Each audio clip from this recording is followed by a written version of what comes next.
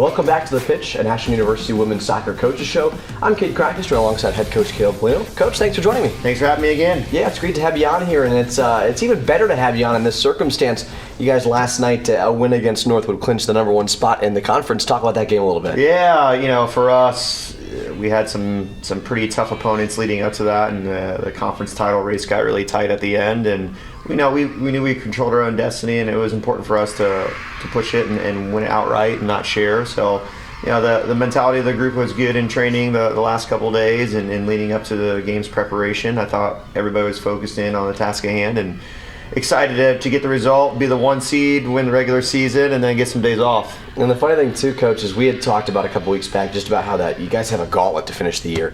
In the mix we saw Findlay and Cedarville and Northwood. And funny enough, I talked to the broadcast last night, but hey, that's the top 4 teams in the conference. So going into that stretch, how did you make sure the girls were ready to go? Yeah, I think for us, we knew what the schedule was going to be ahead of time, and we knew that we had to be playing our best at the end of the year when we were playing some of these tough opponents. And all 3 of those teams are also in the top 10 of the region. So I think for us, it's a good preparation for us to see what we needed to get better at the first time we played some of these teams, and we kind of built off of some things that we struggled with. And I thought our game plan was great last night, and I thought we made it really difficult on a team that's only lost 1 game so far this year, and we're finding ways to put it in the back of net and obviously make it really tough for them defensively. Yeah, and the exciting thing too last night is you guys were able to go up 1-0 early in the game with the penalty kick. Talk about your mindset during that. Yeah, we didn't want to settle, and I think if we got some opportunities to get inside the box, we knew that they're going to be aggressive, and Danny obviously drew the PK and then put it in the back of the net for us. And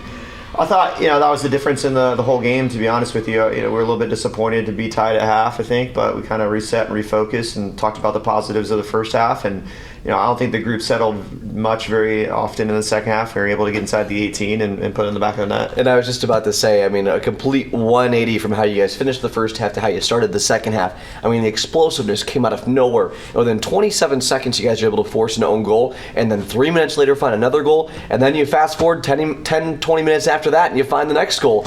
Yeah, incredible. I think for us, we were able to rest some of the starters for the end of the first half, and I think that anytime they get 15 minutes of game time off and then a 15-minute halftime, they're going to be ready and reset, refocus to go at them in the second half. And we just talked about little tiny details that I thought we needed to get a little bit better at compared to the first half, and I think the group did really well with that and responded obviously right from the get-go in the second half, and we just put pressure on them. You could see the more pressure, the harder it was for them, and I don't think we settled at any point throughout the second half. And I had joked too on the broadcast. I said, I'm curious when Coach Polino's going to say, hey, get back, let's focus on securing this win, but you guys kept going, pedal to the metal. What led to that confidence from you? Yeah, I just think we've built a lot in the last couple of weeks against some good opponents about our style of play, and I think for us, we talked about at halftime, I thought the race was to 2, who was going to get to 2 goals first, but I also thought if we could get another one, the game would be over. So I think that was the unique piece, is they were so into it that we were like, let's just let them go, right? Let's just let them create chances, let them be creative, let them run at players, and until we felt like, hey, when we got the 4th one, we could start taking some players off. Hats off to those players that are on the field to want more from each other. Yeah, and again, another game where a volume of players get involved in the scoring side of things, and I think the goals were Hicks, Pate, and Blaine, potentially. Yep. So, you get different contributions from, funny enough, a variety of classes as well there too. Talk about the depth that this team has and even just the scoring side. Yeah, I think for us, we talked about this at the end of the game, everybody has made a moment in this program throughout this conference championship run, and I think, whether it be, Danny doing what she's doing, or Tessa coming on late, or Emily stepping up in big moments, these are players that have stepped into the occasion and filling some big shoes for players that have been here in years past, and I think that's, I talked to Dusty afterwards. I think this has been the most rewarding conference championship because of all we'd had been through, with the injuries, with graduating 14 players, and having consistently putting new players in the lineup. I think for us to see it out and learn from probably 2022 when we had an opportunity to control our own destiny and we didn't.